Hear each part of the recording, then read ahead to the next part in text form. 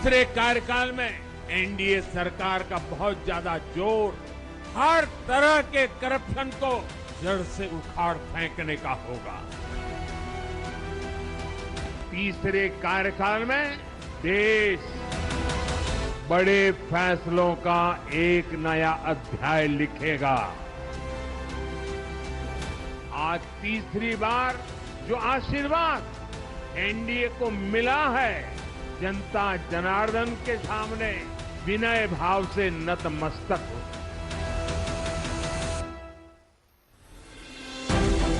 2014 दुनिया का सबसे बड़ा लोकतंत्र भारत साक्षी बना एक नए अध्याय का।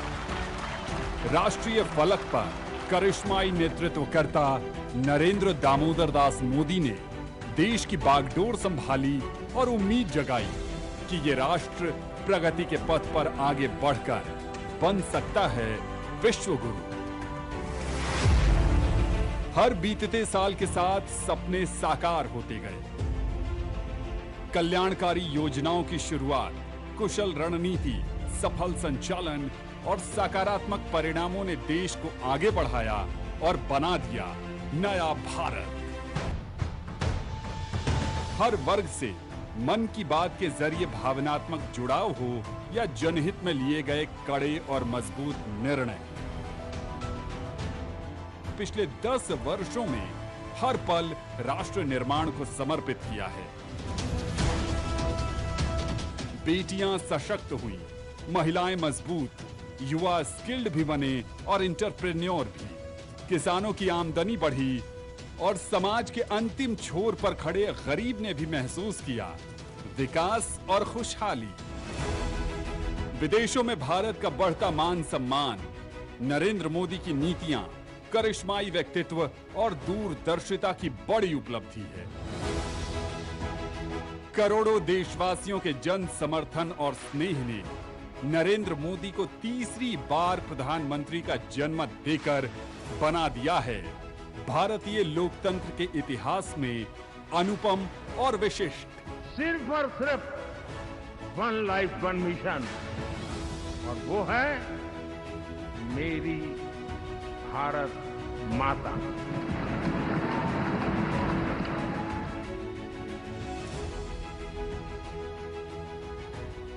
नमस्कार। भव्य राष्ट्रपति भवन के शानदार प्रांगण से आप सभी का हार्दिक स्वागत है। आज एक बहुत बड़ा दिन जो इतिहास लिखने को तैयार है। अब से कुछ ही देर में देश के नवनिर्वाचित प्रधानमंत्री श्री नरेंद्र मोदी लगातार तीसरी बार अपनी मंत्रिपरिषद के साथ पद और गोपनीयता की शपथ लेंगे।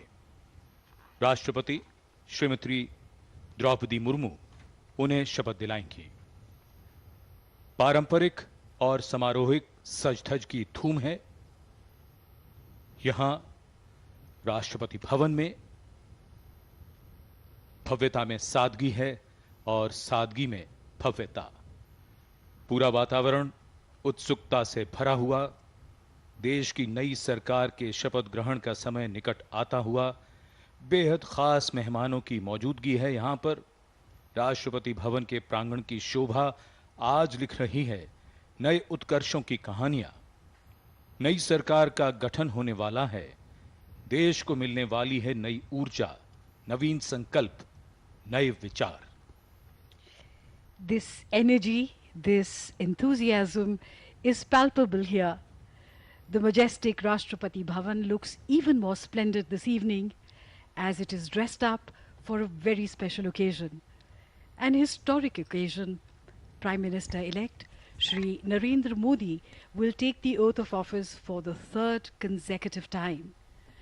Modi ji will become the second Prime Minister in the history of independent India to do so, and after India's first Prime Minister, Pandit Jawaharlal Nehru. As the sun sets gently behind the dome of Rashtrapati Bhavan, its last rays suffuse the forecourt with a warm glow. The interplay of light and shadows creates a magnificent chiaroscuro of potentialities, a reflection of the new possibilities for the people of India as the new government aspires to take the country forward. For Doordarshan, it's an honor and privilege to bring this event live for you.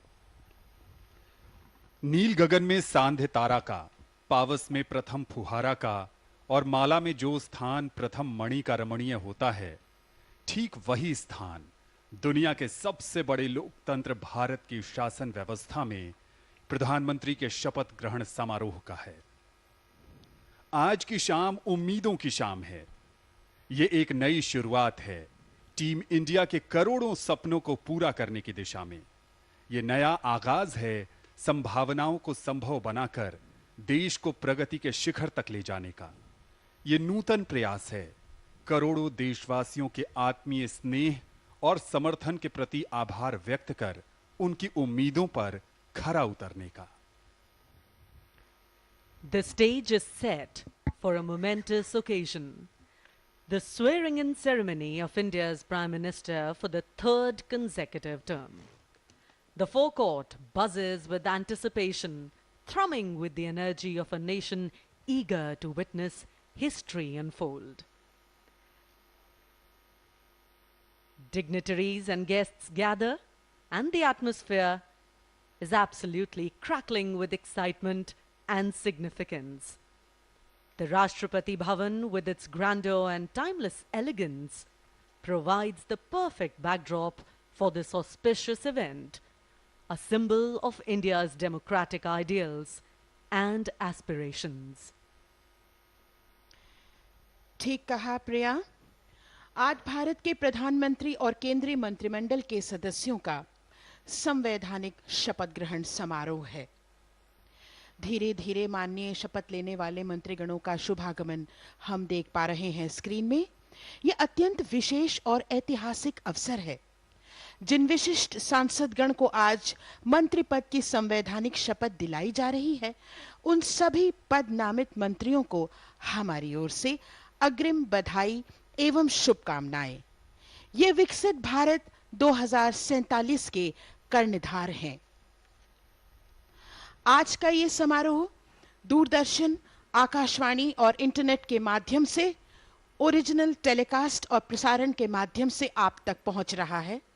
आज प्रत्येक देशवासी इस पल में आंखों में देशभक्ति की चमक और दिल में देश प्रेम की भावना के साथ आकांक्षाओं की पूर्ति के लिए कार्य करते हुए विकसित भारत 2047 के स्वप्न को साकार करने वाले उज्जवल भविष्य पर नजर गड़ाए हुए है। इस ऐतिहासिक क्षण के हम सब साक्षी होने जा रहे हैं। राष्ट्रपति भवन आज इस समारोह के लिए सज धज कर तैयार खड़ा है। And we see the arrival of Srimati Nirmala Sitharaman, the former finance minister. This year's ceremony is bigger and grander than ever before, although the oath-taking ceremony itself is a solemn occasion when the Prime Minister and members of his cabinet take oath of office in secrecy. There is a great sense of enthusiasm and excitement as Mr. Modi makes history today. Rashtrapati Bhavan का प्रांगण इस समय देश के चर्चित जाने माने चेहरों की यहाँ पर पहचान है। एक एक करके यहाँ पर गण्यमान्य व्यक्तियों का आगमन हो रहा है। पहली बार राष्ट्रपति भवन के प्रांगण में सन 1990 में चंद्रशेखर ने प्रधानमंत्री के तौर पर शपथ ली। उसके बाद 1998 में अटल बिहारी वाजपेयी ने, 2014 और फिर 2019 और उसके बाद आज लगातार तीसरी बार नवनिर्वाचित प्रधानमंत्री श्री नरेंद्र मोदी तीसरी बार यहां प्रांगण में शपथ ले रहे हैं। 2014 के समारोह में लगभग 4000 मेहमानों को आमंत्रित किया गया था, 2019 में करीब 8000 और इस बार लगभग 10,000 से भी ज्यादा मेहमानों को आमंत्रित किया गया है। इस बार यहां समाज के हर वर्ग का प्रतिनिधित्व है। राजनीति, उद्योग जगत, प्रोफेशनल्स, खेल और सिनेमा जगत के सितारे, साथ ही आम जन की भी यहां पर नुमाइंदगी करते हुए बहुत से मेहमान यहां पर मौजूद, और एक एक करके कुछ नवनिर्वाचित सांसद, और आज सबसे महत्वपूर्ण वो सांसद जो मंत्री के तौर पर शपथ लेंगे। उत्सुकता बढ़ती हुई और धीरे धीरे समारोह का समय निकट आता हुआ। Doordarshan has always been part and parcel of these ceremonies. We've been trying to bring live pictures for you ever since we could, which was for the first time in 1984, when the oath taking of the new Council of Ministers was telecast for the first time on Doordarshan when Rajiv Gandhi became the Prime Minister. Thanks to technology, people could witness the historic moment in real time. In 2019, the ceremony was watched live around the globe as several channels telecast it, acknowledging the importance of the major event of 2019 when Mr. Narendra Modi took oath of office for the second time. आज के इस भव्य और ऐतिहासिक समारोह में श्रीलंका के राष्ट्रपति रानिल विक्रमसिंघे, मालदीव के राष्ट्रपति डॉक्टर मोहम्मद मुइज्जू, सेशल्स के उपराष्ट्रपति अहमद अफीफ, बांग्लादेश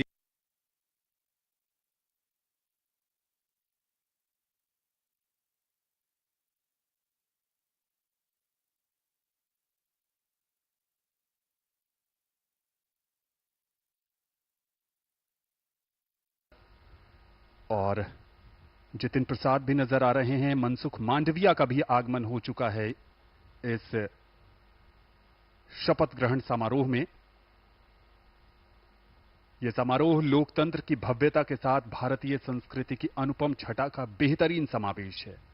यहां जनप्रतिनिधि हैं और उन्हें जनमत प्रदान करने वाले जनतंत्र के महत्वपूर्ण मतदाता भी। गिरिराज सिंह जो बिहार के बेगूसराय से सांसद निर्वाचित होकर आए हैं, पिछली सरकार में भी मंत्री थे, और ये जो देश की जनता है वो उम्मीदों के साथ यहां आई है। उम्मीद बेहतरी की, उम्मीद तरक्की की। गिरिराज सिंह का आगमन होता हुआ समारोह में। Eminent leaders and eminent faces visible on the screen, and as mentioned by Anand, few prominent leaders from nearby countries will also be attending this ceremony. Invitation extended to these leaders aligns with India's steadfast commitment to its neighborhood first policy and the Sagar vision. And if we talk about the scale and magnitude of this year's election, it exemplifies the strength of democratic process and importance of civic responsibility. Hardeep Singh Puri, Shivraj Singh Chauhan, एक एक करके यहां पर गण्यमान्य व्यक्तियों का आगमन, और कुछ ही देर में सबको ज्ञात होगा कि यहां जो मेहमान पधार रहे हैं इनमें से कौन से चेहरे अब मंत्रिमंडल का हिस्सा होंगे। बिल्कुल ठीक कहा संजीव जी। इस ऐतिहासिक शपथ ग्रहण समारोह को देखकर आज पूरे विश्व को एहसास होगा कि हमारा देश भारत विश्व का सबसे प्राचीन, सबसे विशाल, सबसे विशिष्ट और स्वर्णिम गणतंत्र है। प्रधानमंत्री मोदी जी के सक्षम नेतृत्व में हम सभी ने 10 वर्ष देखा। देश ने नैतिक मूल्यों पर आधारित सुशासन का प्रभाव भी देखा।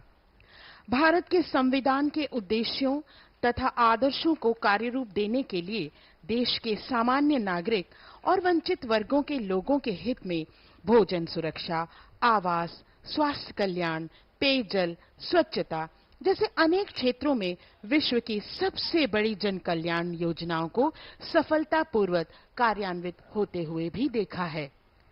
डॉक्टर अश्वनी वैष्णव और ये जितिन प्रसाद, प्रसार भारती के चेयरमैन के साथ। शिवराज सिंह चौहान स्क्रीन पर नजर आ रहे थे। और भारतीय लोकतंत्र की थोड़ी अगर बात करें तो शिवराज सिंह चौहान लोकसभा चुनाव 2024 में सर्वाधिक मतों से जीतने वाले उम्मीदवारों में दूसरे नंबर पर रहे हैं। उन्होंने 8,21,000 मतों से इस चुनाव को जीता है। और अगर आपके जहन में ये उत्सुकता है कि लोकसभा चुनाव 2024 में सर्वाधिक मतों से जीतने का रिकॉर्ड किसने बनाया है, तो वो है कांग्रेस के नेता रकीबुल हुसैन, जिन्होंने इस चुनाव को 10,12,000 से अधिक मतों से अपने नाम किया है। इस बीच अतिथियों का आगमन जारी है। चुनाव की आपने बात की आनंद। चुनाव प्रक्रिया अगर देखी जाए भारत की बहुत ही विशाल और जिस सुचारू ढंग से ये चलाई गई, चुनाव आयोग ने देश में 18वीं लोकसभा के लिए चुनावों को जिस तरह से संपन्न कराया है वो कई मायनों में बहुत ही विशेष है। आंकड़ों और पैमाने के नजरिए से दुनिया को चौंकाने के लिए काफी है। इस बार के चुनाव में कुल मतदाता लगभग 97 करोड़ थे। ये एक महाद्वीप के बराबर का आकार लगता है। 97 करोड़ में लगभग 50 करोड़ पुरुष और 47 करोड़ महिला मतदाता। और अगर मतदान के प्रतिशत की हम बात करें तो लगभग 65.79% के आसपास ये मतदान।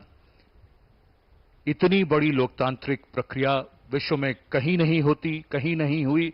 हमने करके दिखाया और आज देश को मिलने जा रही है नई सरकार। Rightly said, Sanjeev ji. Nearly 642 million voters participated in the election this time, and out of this, 312 million were women. And it's so heartwarming, endearing, that it is one of the highest ever participation by women voters. When we look around, we see a vibrant tapestry of Indian democracy on full display. From the bustling cities to the remote villages, from the hills to the plains, Indian citizens have turned out this time during the election in record numbers to exercise their democratic right to vote. They have braved the scorching sun and the long queues, all to ensure their voices are heard and their choices are counted. प्रिया, इसका बहुत बड़ा कारण ये भी होता है कि लोगों का विश्वास, जिसकी वजह से जीतकर सरकार उनके उम्मीदों पर खरा उतरी है, उनके उपलब्धियां हैं जिसके कारण लोगों ने, भारत के ऐसे बड़े लोकतंत्र ने इनको फिर से चुना है। पिछले 10 सालों में अगर सरकार की खास उपलब्धियां देखें तो देखिए, आर्थिक वृद्धि महत्वपूर्ण है। कुछ अगर उसमें से महत्वपूर्ण अगर बताया जाए, भारत अब दुनिया की 5वीं सबसे बड़ी अर्थव्यवस्था बन चुकी है। भुगतान में देखा जाए, आधार, यूपीआई, डिजिटल पेमेंट में व्यापक इसका इस्तेमाल किया जा रहा है और इसे डिजिटल क्रांति का भी नाम दिया गया है। इस पद्धति का उपयोग तो अब दूसरे देश के लोग भी करना चाहते हैं। जीएसटी का कार्यान्वयन देखें, स्टार्टअप्स को बढ़ावा जैसे पहलों से आर्थिक गतिविधियों में तेजी आई है। मेक इन इंडिया से घरेलू उत्पाद को बढ़ावा मिला है और सामाजिक कल्याण में तो क्या कहना, जनधन योजना से लगभग 50 करोड़ से अधिक लोगों के बैंक खाते खुले हैं, जिसमें महिलाओं के खाते अहम है।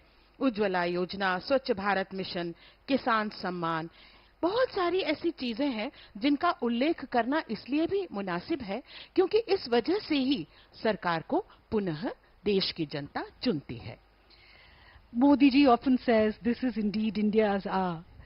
India is taking giant strides in the world on various fronts, whether it is cinema, sports, space.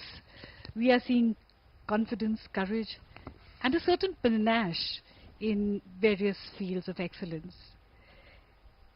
And in each of these fields, it's the women who are leading the way. Payal Kapadia made history at the Cannes Film Festival with her film All We Imagine as Light, for which she won the Grand Prix.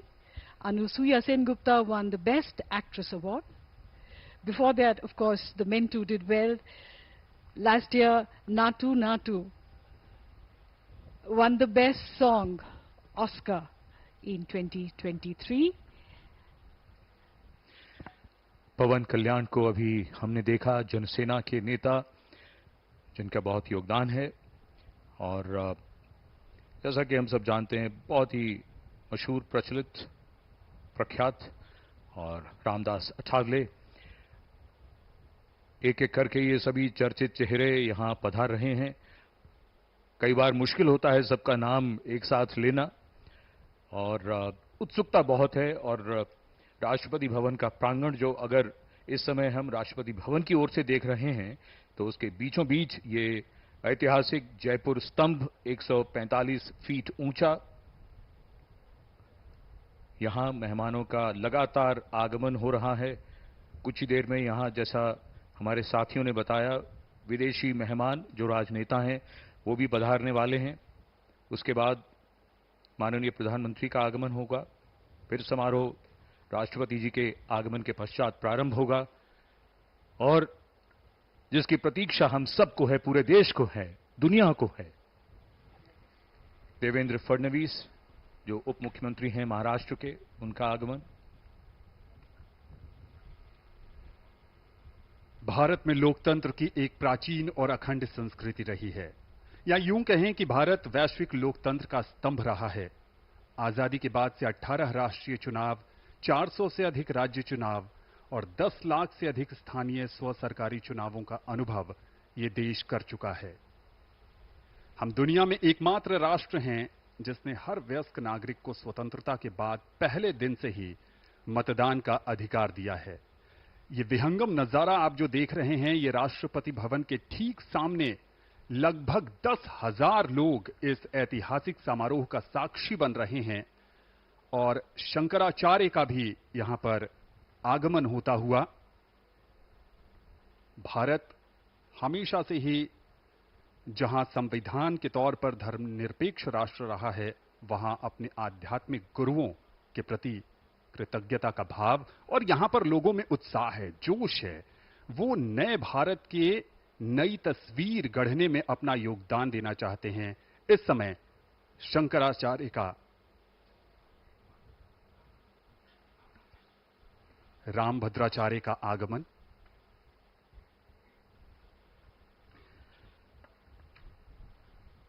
Shankaracharya का आगमन, और जैसा हम सब जानते हैं, आज के समारोह में धार्मिक नेताओं, संतों की भी गरिमामयी उपस्थिति है।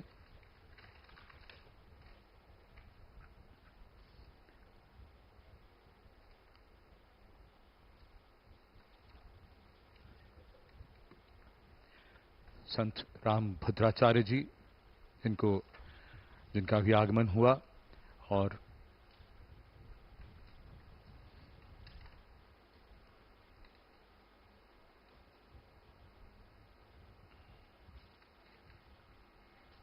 श्री आरिफ मोहम्मद खान राज्यपाल, डॉक्टर जितेंद्र प्रसाद को हमने देखा जो जम्मू से सांसद हैं इस बार 18वीं लोकसभा में। प्रोटोकॉल के हिसाब से अब मुख्यमंत्रियों, राज्यपालों का आगमन हो रहा है और ये बहुत ही विशिष्ट स्थान, राष्ट्रपति भवन का प्रांगण, इतिहास के पन्नों में दर्ज और आज के इस समारोह को भी इतिहास में दर्ज करता हुआ। The swearing in ceremony of the Prime Minister of India is akin to a vibrant bouquet, rich in diversity and unity. The grounds of Rashtrapati Bhavan start to fill with people from all walks of life, creating a tapestry of faces representing the vast mosaic that is India. Youngsters, filled with excitement, stand beside elders who have witnessed decades of the nation's history. Every corner of the country finds its representation here. Men and women from different states, some clad in traditional attire that showcases the rich cultural heritage of India, and we see the bright saffron mingling with the elegant whites. This scene is a microcosm of India's pluralism, a beautiful blend of its numerous languages, dialects and traditions. बिल्कुल सही कहा प्रिया। राष्ट्रपति भवन की भव्यता को तो देखो। राष्ट्रपति भवन जो कि भारत के राष्ट्रपति का आवास और कार्यालय है, आज पुनः ऐतिहासिक क्षण का साक्षी होने जा रहा है। ये राष्ट्रपति भवन दुनिया भर में अपनी तरह की सबसे भव्य और शानदार इमारतों में से एक है। लाल और हल्के गेरुए रंग के बलुआ पत्थर से बनी ये इमारत वास्तुकला की विभिन्न शैलियों का मिश्रण है और इसके निर्माण में 18 वर्ष लगे थे। इस भवन को आजादी के पहले वाइसरॉयज हाउस कहा जाता है और ये नवनिर्वाचित सांसद हमारे सामने हैं। आदरणीय, इनका हम स्वागत करते हैं। जिनको अभी हमने देखा वो राजकुमार हिरानी और विक्रांत मैसी, जिनको सबने सिनेमा के पर्दे पर देखा है। राजकुमार हिरानी डायरेक्टर और वसुंधरा राजे सिंधिया। अजित पवार, एनसीपी गुट Pawar Ajit Pawar.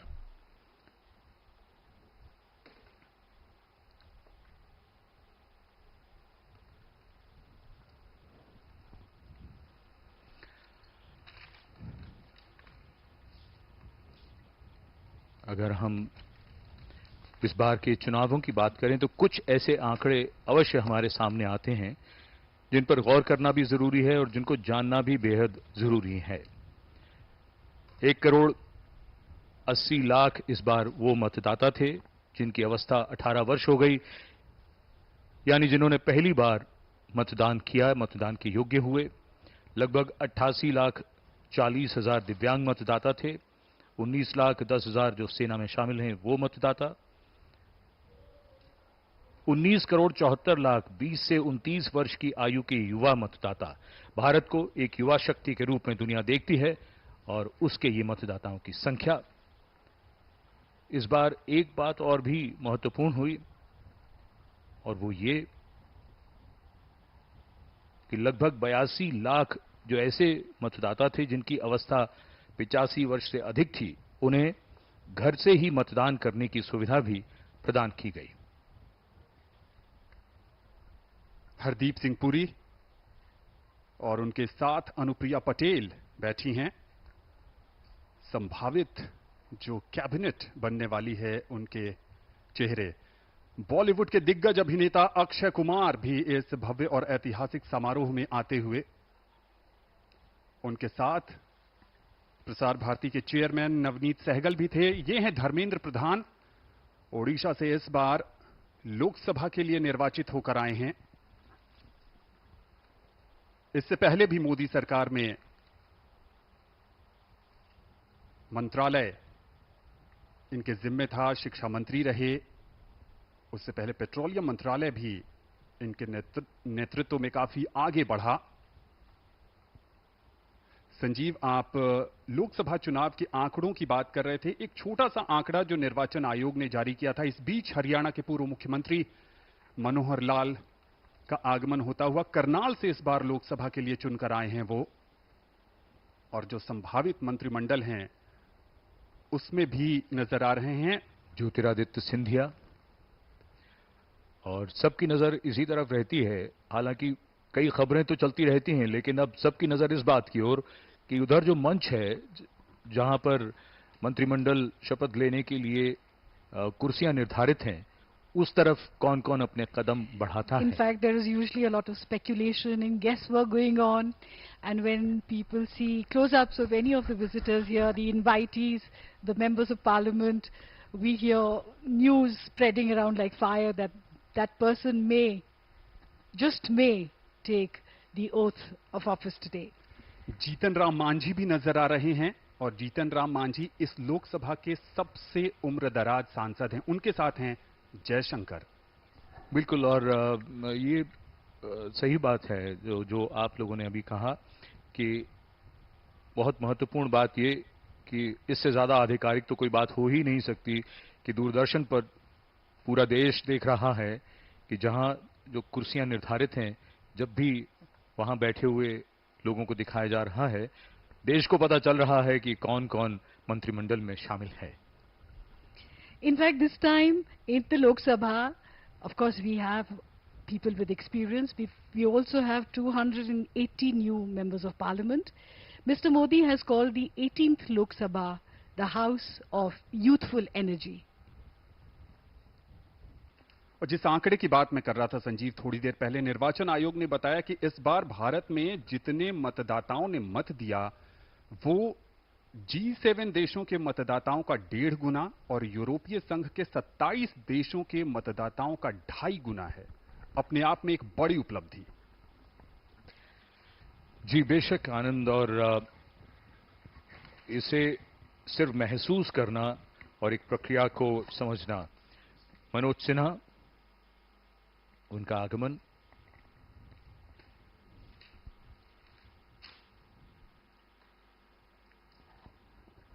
this is a grand celebration of India, the largest democracy in the world, and people are, as they should be, at the center of a democracy. The outcome of the 18th general election is an emphatic reiteration of this tenet.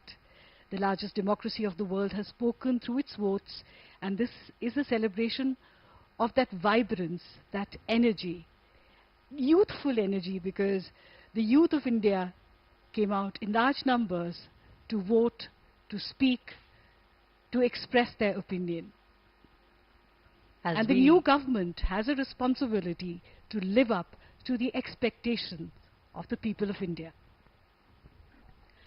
As we reflect on the outcome of these elections, let us remember the significance of what has transpired. It's not just about the results, but about the process itself, the democratic process that lies at the heart of our nation.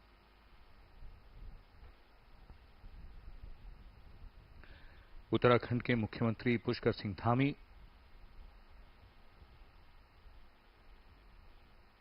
Swami Chidanand Saraswati Parmarth Niketan से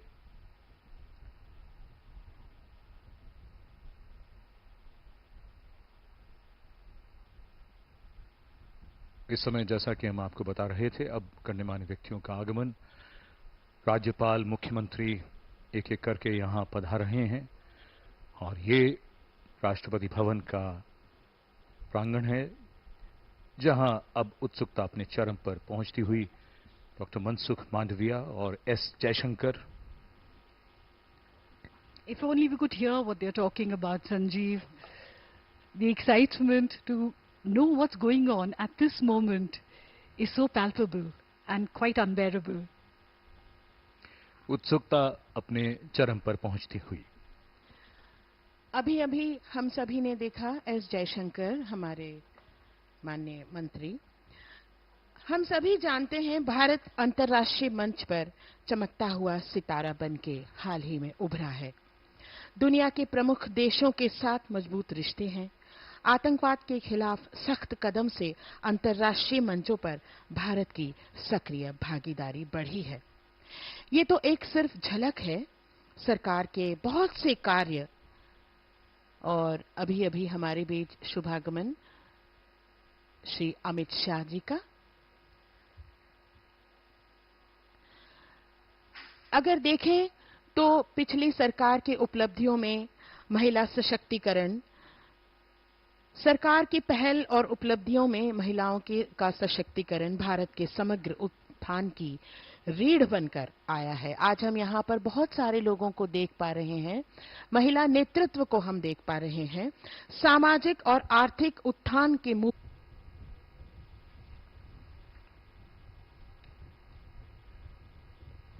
जो महत्वपूर्ण व्यक्ति हैं उन पर निगाहें. Yogi Adityanath,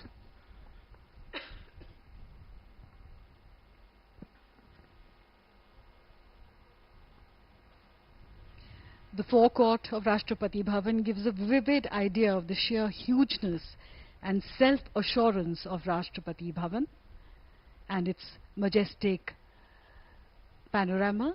And we see Mr. Nitin Gadkari is present here, all smiles, warm greetings all around. But the big question is, who will take oath today? पिछली कुछ देर में जो हमने चेहरे देखे हैं, लगता तो यही है, लेकिन संजीव, मिस्टर किरण रिजिजू, बिल्कुल, फॉर्मर लॉ मिनिस्टर. जी, श्री किरण रिजिजू.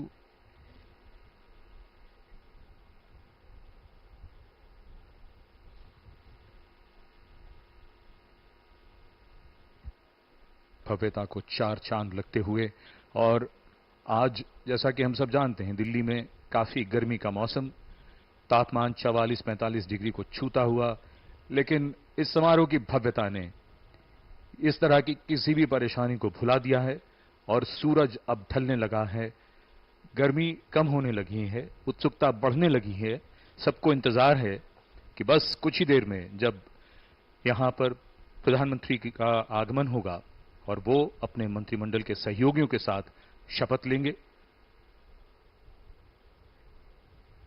संजीव, आपने डूबते हुए सूरज की बात की, तो डूबता हुआ सूरज इतिहास होता है और कोई भी सभ्यता तभी दीर्घजीवी होती है जब वो अपने इतिहास को जाने, समझे और उसकी उत्कृष्टता को आत्मसात करे। आज का यह समारोह भी गौरवशाली भारतीय इतिहास को आगे ले जाकर अनुपम ढंग से आधुनिक विश्व में अपनी श्रेष्ठता और अनूठेपन से रूबरू कराने का बेहतरीन अवसर है। बिल्कुल सही कहा आनंद। आज सूरज डूबेगा तो लोकतंत्र की नई सुबह भी तो होगी, और उसी लोकतंत्र की नई सुबह का साक्षी बनने के लिए यहां पर तमाम लोग उपस्थित हैं। इसमें महान विभूतियां भी हैं, जनप्रतिनिधि भी हैं, आध्यात्मिक गुरु भी हैं और साथ ही साथ जिन लोगों ने अपने मतों का प्रयोग कर इन जनप्रतिनिधियों को यहां तक पहुंचाया है, देश के तमाम नागरिक भी हैं। So Anand, let us celebrate this momentous occasion, this triumph of democracy. Let us salute the Indian citizens who have shown the world the true meaning of power and responsibility. ये हैं केरल से लोकसभा के सदस्य सुरेश गोपी। पहली बार भारतीय जनता पार्टी ने केरल में लोकसभा में अपना प्रतिनिधि चुना है और सुरेश गोपी वहां का प्रतिनिधित्व करते हुए। Doordarshan is bringing original and exclusive coverage, which serves as the national broadcaster, bringing these rich and vibrant visuals into homes across India. Rashtrapati Bhavan की भव्यता 330 एकड़ में फैला हुआ, जिसमें संजीव जी 340 कमरे हैं। इसके निर्माण में 70 करोड़ ईंटें लगी। राष्ट्रपति भवन की केवल मुख्य इमारत ही 5 एकड़ में फैली हुई है। भव्यता देखिए, आप स्क्रीन पर हम देख पा रहे हैं। इस भवन के सभी गलियारों की कुल लंबाई लगभग 2.5 किलोमीटर है। भवन में 227 स्तंभ हैं। इनमें छत पर तश्तरी नुमा फव्वारे शामिल हैं, जिन्हें आप अपने स्थान पर बैठे बैठे देख सकते हैं। ये इसकी भव्यता है। प्रांगण से भवन में प्रवेश करने पर 31 चौड़ी सीढ़ियों के बाद ईसा पूर्व 3री सदी की शानदार रामपुरवा बुल स्थित है, जो सम्राट अशोक के शासनकाल में निर्मित एक स्तंभ का सबसे ऊपरी हिस्सा हुआ करता था। हुमा, अगर आप विस्तार की बात करें। समारोह में शामिल हो रहे सभी अतिथियों और देशवासियों के चेहरे पर सुकून और उत्सुकता देखते ही बन रही है बिजनेस टाइकून। यहां पर मुकेश अंबानी, उनके साथ फिल्मी जगत के नामचीन सितारे शाहरुख खान भी इस भव्य और ऐतिहासिक समारोह में शामिल होने के लिए पधारते हुए, यहां पर भारतीय जनता पार्टी के राष्ट्रीय अध्यक्ष जगत प्रकाश नड्डा भी दिखे। शाहरुख खान इस समारोह में शामिल हो रहे हैं और जैसा कि हमने शुरू में ही बताया था कि फिल्मी जगत की कई नामचीन हस्तियां इसमें शामिल होंगी। मुकेश अंबानी के पुत्र अनंत अंबानी भी यहां पर इस समारोह का साक्षी बनने के लिए उपस्थित। अपने आप में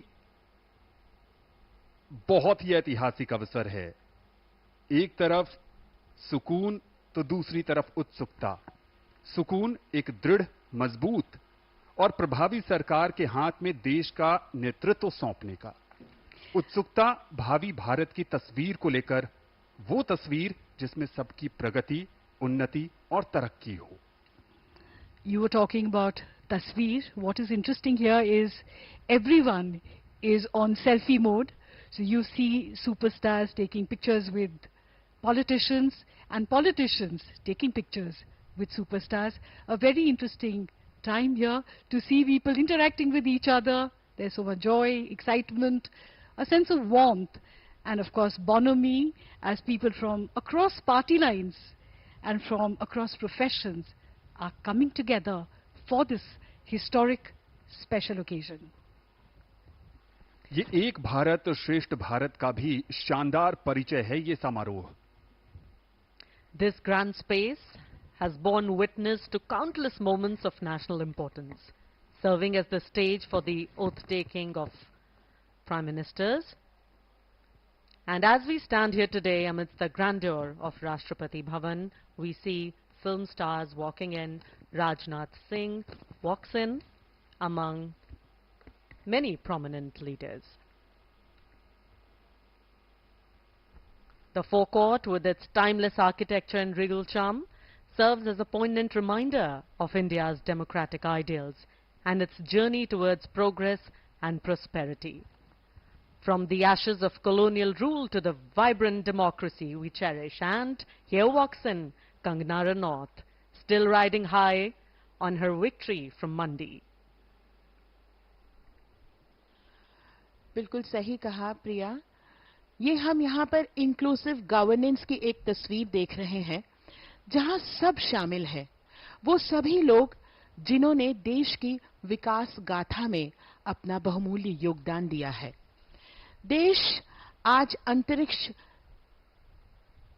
पृष्ठभूमि में एक चमकता हुआ सितारा बनकर उभर रहा है, और इसमें हर किसी का पुट है, हर किसी का योगदान है, चाहे वो अधोसंरचना की बात हो, महिला सशक्तिकरण की बात हो, ग्रामीण विकास की बात हो, सब में देशवासियों का भी Uma, that was a visual of Chandrababu Naidu of the TDP, one of the key players in this formation, this coalition.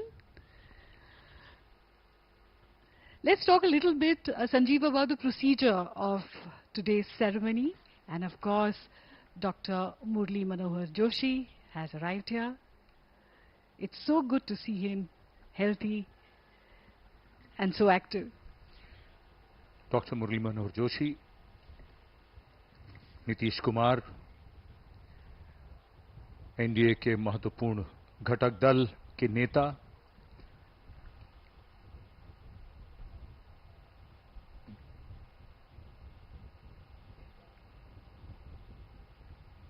और उनके साथ बंगारू दत्तात्रेय को हमने देखा। डॉक्टर मुरली मनोहर जोशी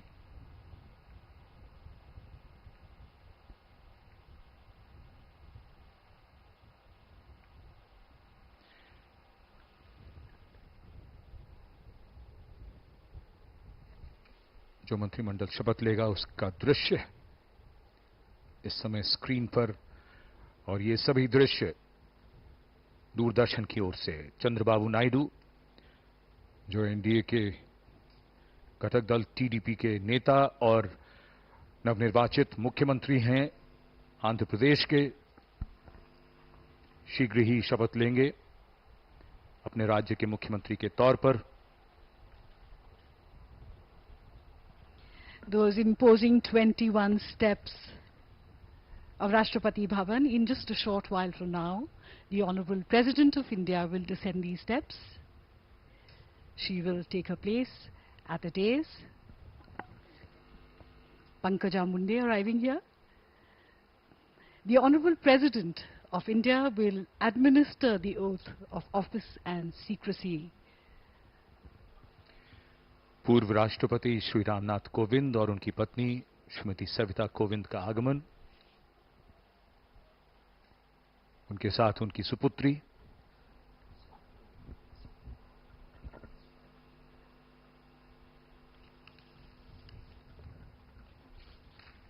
यहां पर मौजूद अतिथियों का अभिवादन स्वीकारते हुए पूर्व राष्ट्रपति रामनाथ कोविंद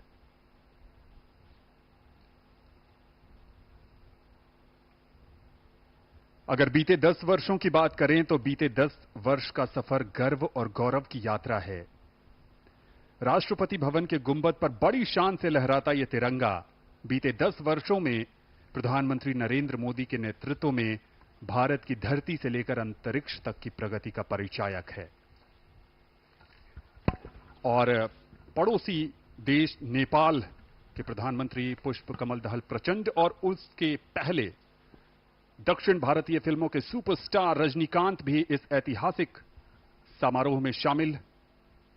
और नेपाल के प्रधानमंत्री एक तरफ से आ रहे हैं और दूसरी तरफ लोगों की जो उत्सुकता है वो रजनीकांत की तरफ भी। पुष्प कमल दहल प्रचंड। नेपाल के प्रधानमंत्री श्री पुष्प कमल दहल प्रचंड और उनके साथ उनकी पुत्री, आगमन हो रहा है उनका यहां राष्ट्रपति भवन के प्रांगण में।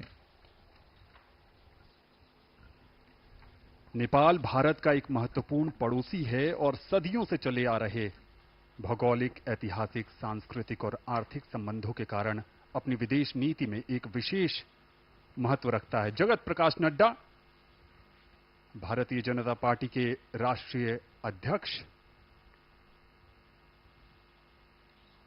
साक्षी महाराज, जो राजनीति में भी हैं और अध्यात्म में भी। संजीव, इस बार इस बात की भी लोगों में दिलचस्पी है कि क्या जगत प्रकाश नड्डा को संगठन के प्रभार से हटाकर मंत्री पद मिलेगा। भूटान के प्रधानमंत्री श्री शेरिंग तोब्गे का आगमन, कहते हैं कि खुशी के अवसर पर अगर उसे बांटा जाए तो बढ़ जाती है और भारत ये खुशियां बांट रहा है अपने पड़ोसी देशों के साथ। And Bhutan is the birthplace of the concept of Gross National Happiness Index, which is given first priority in the country.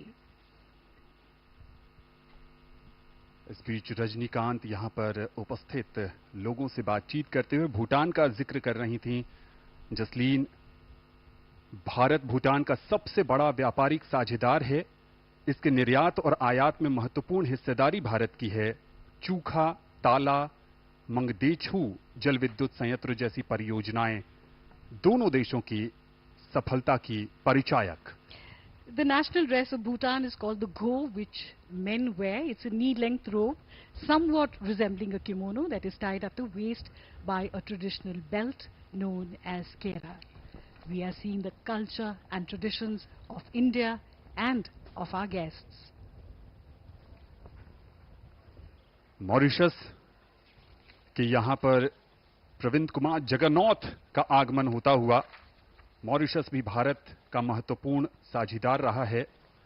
Bharat ने औपचारिक रूप से 1948 में राजनयिक संबंध बनाए थे और तब से लेकर आज तक संबंधों की एक नई पटकथा मॉरिशस के साथ प्रधानमंत्री नरेंद्र मोदी के नेतृत्व में बीते 10 वर्षों में भी लिखी गई है। एक एक करके यहां पर हमारे विदेशी मेहमानों का आगमन हो रहा है। बांग्लादेश की राष्ट्रपति श्रीमती शेख हसीना और उनके साथ उनकी सुपुत्री। भारत के पड़ोसी और भारत के पड़ोसियों के साथ भारत के रिश्तों की एक नई उड़ान, नई ऊंचाई। India and Bangladesh share a deep bond of friendship and cooperation. India was one of the first countries to recognize Bangladesh and establish diplomatic relations immediately after its independence in December 1971.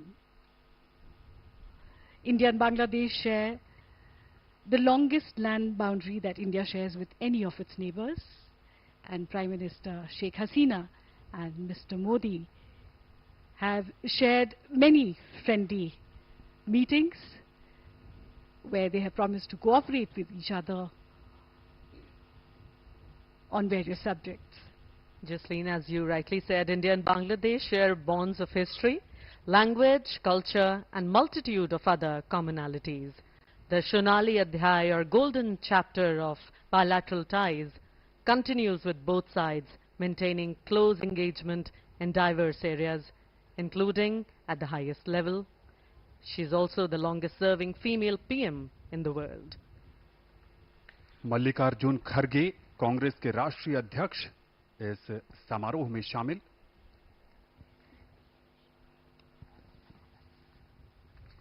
और बांग्लादेश की बात करें तो पिछले वर्ष यानी 2023 में प्रधानमंत्री नरेंद्र मोदी और बांग्लादेश के बीच जो समझौता हुआ उसके तहत अखौरा अगरतला रेल लिंक का उद्घाटन, जो बांग्लादेश को त्रिपुरा से जोड़ता है। एक बहुत ही महत्वपूर्ण अवसर आज के शपथ ग्रहण समारोह के दौरान भारत के पड़ोसियों के बीच भी आपस में ये भेंटवार्ता इस अनौपचारिक और कुछ कुछ औपचारिक माहौल में एक बहुत बड़ा अवसर है। बहुत बड़े स्तर पर जब देश के हर कोने से यहां पर नामचीन हस्तियां और समाज के हर वर्ग का प्रतिनिधित्व करते हुए लोग मौजूद, गणमान्य व्यक्तियों की उपस्थिति से शोभा बढ़ती हुई इस समारोह की, और मंच पर वो चर्चित और महत्वपूर्ण चेहरे, और इस समय आगमन हो रहा है सेशल्स के उपराष्ट्रपति श्री अहमद आफिफ का।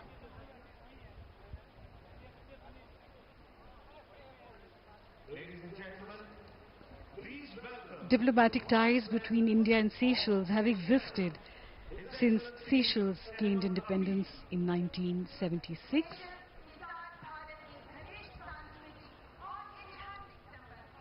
Seychelles and India have a balance of trade in areas of tourism, fishing, petroleum, exploration, communications and IT, computer education and pharmaceuticals, which have been identified as areas of economic cooperation between the two countries.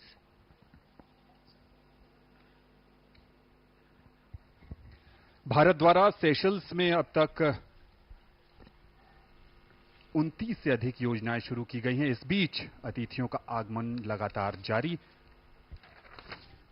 Bharat के मुख्य न्यायाधीश justice Chandrachud का आगमन और उनके साथ उनकी पत्नी कल्पना दास।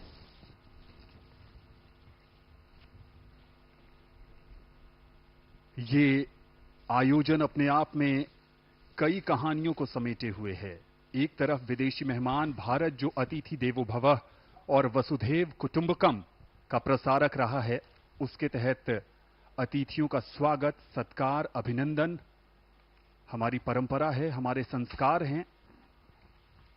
और दूसरी तरफ इसमें लोकतंत्र के सच्चे प्रहरी के रूप में देशवासी भी हिस्सा ले रहे हैं, इस ऐतिहासिक लम्हे का साक्षी बन रहे हैं। भारत के मुख्य न्यायाधीश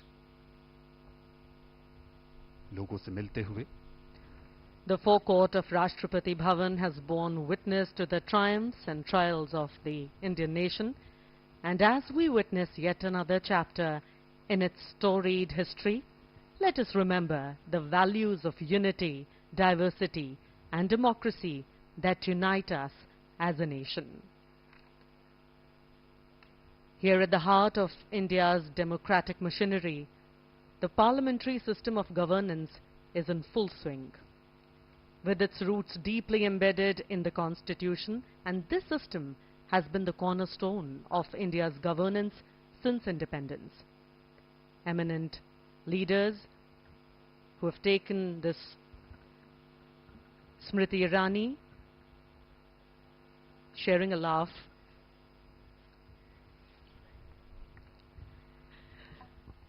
वहां पर अर्जुन मुंडा भी नजर आए और जनरल वीके सिंह भी थे। चिराग पासवान जो बिहार के हाजीपुर से चुनकर आए हैं, लोक जनशक्ति पार्टी रामविलास का प्रतिनिधित्व करते हैं और इनके पिता रामविलास पासवान भारत की कई सरकारों में महत्वपूर्ण मंत्रालय में अपनी महत्वपूर्ण भूमिका निभा चुके हैं। कुछ समय पहले निरहुआ भी हमें स्क्रीन पर नजर आए। जैसा कि हम सब जानते हैं, प्रधानमंत्री मोदी जो नवनिर्वाचित प्रधानमंत्री हैं, तीसरी बार लगातार शपथ लेंगे। ये निरहुआ जिनका भी जिक्र कर रहे थे आनंद, और साथ में संजीव मनोज तिवारी भी। मनोज तिवारी हैं जी, दिल्ली से जीते हैं सांसद। तो ये बात अपने आप में इसको समझना, इसकी गंभीरता को भी महसूस करना चाहिए। लगातार तीसरी बार इसके पीछे जो प्रयास है, इसके पीछे जो लगातार कार्य किया गया है, ये उसका परिणाम है। ये एक बार में और यूं ही नहीं होता, इसके लिए सतत प्रयास करना पड़ता है, कुछ नए तरीके से सोचना पड़ता है।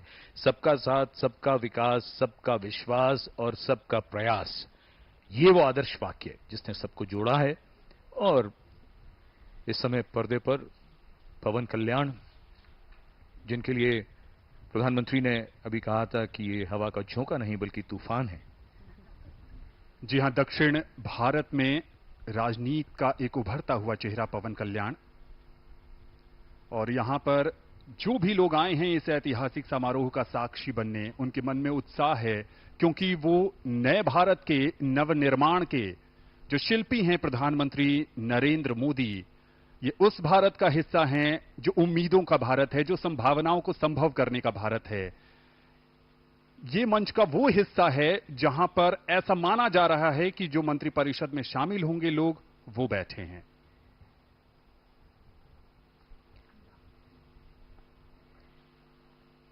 दिल्ली प्रदेश भाजपा अध्यक्ष वीरेंद्र सचदेवा और बैजंत पांडा भी उनके साथ। ओम बिरला, लोकसभा के पूर्व स्पीकर, उनका आगमन होता हुआ, चेहरे पर मुस्कान। और इस भव्य समारोह का कौन साक्षी नहीं बनना चाहता, Priyadarshini?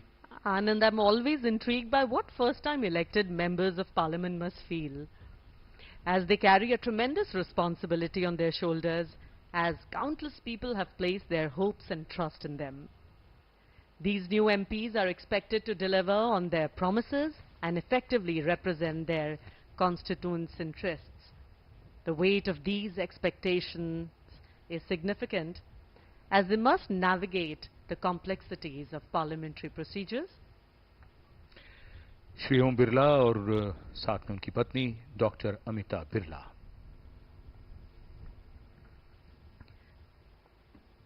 So I was talking about parliamentary procedures which they must follow while staying true to the needs and aspirations of the people who elected them.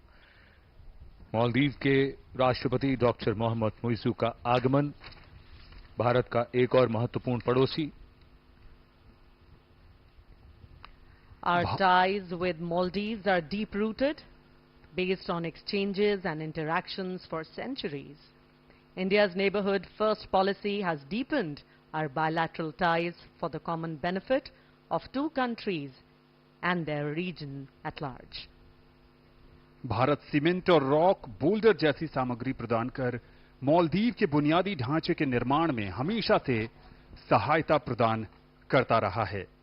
एक स्थिर और समृद्ध मालदीव हिंद महासागर क्षेत्र में शांति तथा सुरक्षा को बढ़ावा देने वाली भारत की नेबरहुड फर्स्ट नीति के अनुरूप है। इन तस्वीरों में एक बात ये भी याद रखने की है कि ये भारत के पड़ोसी हैं और ये भी आपस में एक दूसरे के पड़ोसी हैं। आज का नया भारत। और अब आगमन होता हुआ श्रीलंका के रानिल विक्रमसिंघे। श्रीलंका के रानिल विक्रमसिंघे। श्रीलंका के राष्ट्रपति श्री रानिल विक्रमसिंघे का आगमन आज के इस महत्वपूर्ण अवसर पर हमारे विदेशी मेहमान एक एक करके यहां पधार चुके हैं। आगमन हो रहा है श्रीलंका के राष्ट्रपति का। The relationship between India and Sri Lanka is more than 2,500 years old. Both countries have a legacy of intellectual, cultural, religious, and linguistic interaction. In recent years, the relationship has been marked by close contacts at all levels. Trade and investment have grown, and there is cooperation in the fields of development, education, culture, and defense. America और Britain के बाद भारत श्रीलंका का तीसरा सबसे बड़ा निर्यात गंतव्य है और श्रीलंका में भारत एक प्रमुख निवेशक भी है।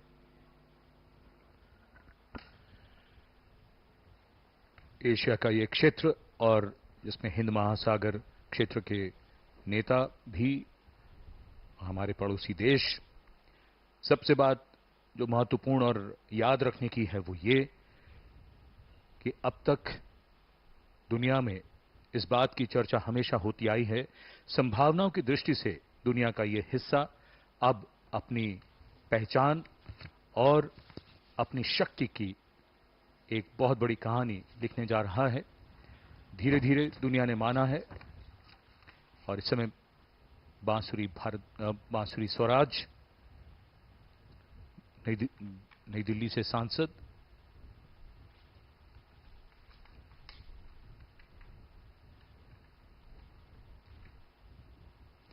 जैसा कि हम सब जानते हैं, भाजपा ने दिल्ली की सभी सीटें जीती। ये भी भाजपा के नेता प्रवीण खंडेलवाल।